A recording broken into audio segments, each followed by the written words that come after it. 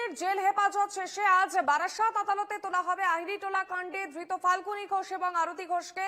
বুধবার ধৃত মা মেয়ের জেল হেফাজতের নির্দেশ দেয় ব্যাংশাল আদালত এবং একই সঙ্গে বারাসাত আদালতে এই মামলা স্থানান্তরিত করার নির্দেশ দেন বিচারক। আদালতের নির্দেশে তদন্তভার যায় মধ্যমগ্রাম থানার হাতে এবং আজ আদালতে ধৃতদের নিজেদের হেফাজতে চাইবে পুলিশ।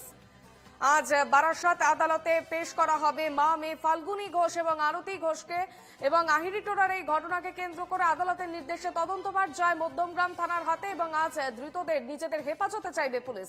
টেলিফোন লাইনে রয়েছেন আমাদের প্রতিনিধি সুস্মিত মজুমদার। সুস্মিত, একাধিক বিষয় উঠে আসছে এবং ভ্যান চালক, কিছুদিন আগে আমরা দেখলাম এই ঘটনার ক্ষেত্রে ভ্যান চালকের তদন্ত করছে পুলিশ এবং সেক্ষেত্রে আজ তাদেরকে আদালতে তোলা হবে, কি কি বিষয় উঠবে? ঘোষ এবং ফাল্গুনী ঘোষ এদের দুজনকেই আজকে তাদের জেল যে হয়েছিল, একদিনের জেল, তার মেয়াদ শেষ হচ্ছে এবং একই সঙ্গে কলকাতা যে আদালত, নগর দায়রা আদালত, তাদের নির্দেশে কলকাতা পুলিশের হাত থেকে এই তদন্তভার চলে যাবে রাজ্য পুলিশের হাতে। তার কারণ যে ঘটনাটি যেখানে ঘটেছিল সেটি রাজ্য পুলিশের আন্ডারে সেই জায়গা, সেই কারণে সেই তদন্তভার চলে যাবে রাজ্য পুলিশের আন্ডারে।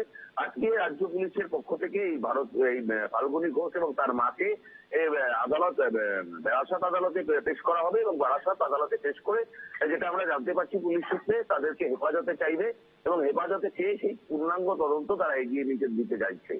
কারণ যদি সম্পত্তির লোভে না কি কারণে, নেহাত বচসার কারণেই এই মৃত্যু এবং মৃত্যুর পর এই তথ্য প্রমাণ লোপাট করতে তারা চেয়েছিল, এই সম্পূর্ণ বিষয়টা সাদা ট্যাক্সির চালক তাকে বসিয়ে একই সঙ্গে বসিয়ে জেরা করা।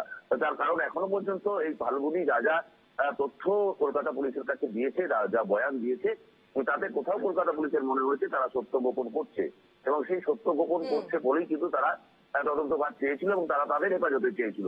কিন্তু আদালত যেহেতু ঘটনাস্থল জেলার মধ্যে বারাসাতে, সেই কারণে জেলা পুলিশের আন্ডারে সেই তদন্তভার দিয়ে দিয়েছেন।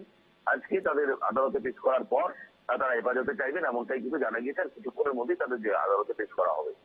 বেশ, ধন্যবাদ সুস্মিত।